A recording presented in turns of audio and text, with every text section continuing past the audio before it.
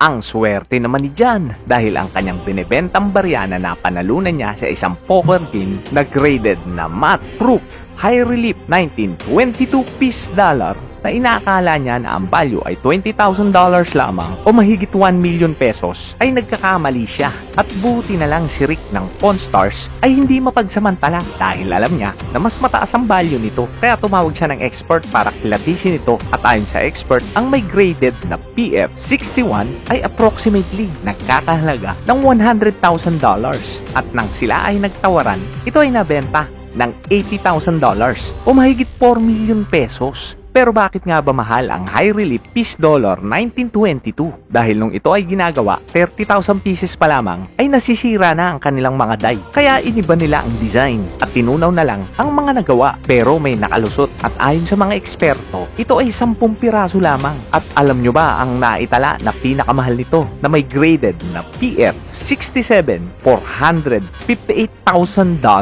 o may katumbas na 25 million pesos.